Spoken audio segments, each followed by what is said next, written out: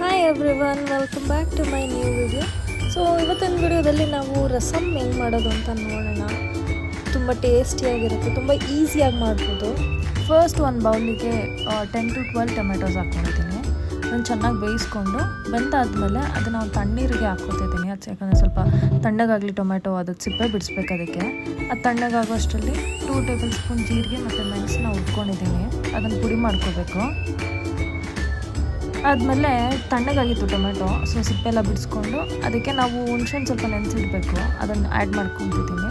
ಸ್ವಲ್ಪ ಒಂದು 2 table spoon ಖಾರದ ಪುಡಿ ಹಾಕ್ಕೊಂಡು ನೀಟಾಗಿ ಮಿಕ್ಸ್ ಮಾಡ್ಕೋಬೇಕು. ಆ ಟೊಮೆಟೊ ಎಲ್ಲ ಸ್ಮ್ಯಾಶ್ ಮಾಡ್ಕೋಬೇಕು. ಆಮೇಲೆ ಒಗ್ಗರಣೆಗೆ ಎಣ್ಣೆ, ಸಾಸಿವೆ, ಕರ್ಬೇವಿನ ಸೊಪ್ಪು, ಒಂದು 4ರಿಂದ 5 ಒಣಮೆಣಸಿನ್ಕಾಯಿ, ಆಮೇಲೆ 2 ಲಜ್ಜಿ ಇಟ್ಕೊಂಡಿರೋ ಬೆಳ್ಳುಳ್ಳಿ ಎಲ್ಲ ನೀಟಾಗಿ ಫ್ರೈ ಆಗಬೇಕು. ಒಂದೊಂದು ಸ್ವಲ್ಪ ಅರಿಶಿನದ ಪುಡಿ, ಜೀರಿಗೆ ಮೆಣಸು ಪೌಡರು. ಜಾಸ್ತಿ ಫ್ರೈ ಮಾಡಬಾರ್ದು, ಒಂದು 50 ಸೆಕೆಂಡ್ಸ್ ಸಾಕು. ಅದಾದಮೇಲೆ ನಾವು ಸ್ಮ್ಯಾಶ್ ಮಾಡಿ ಇಟ್ಕೊಂಡಿದ್ವಲ್ಲ ಟೊಮೆಟೊ, ಅದನ್ನು ಆ್ಯಡ್ ಮಾಡ್ಕೊಂಡಿದ್ದೀನಿ. ರುಚಿಗೆ ತಕ್ಕಷ್ಟು ಲಾಸ್ಟಿಗೆ ಕೊತ್ತಂಬರಿ ಸೊಪ್ಪು.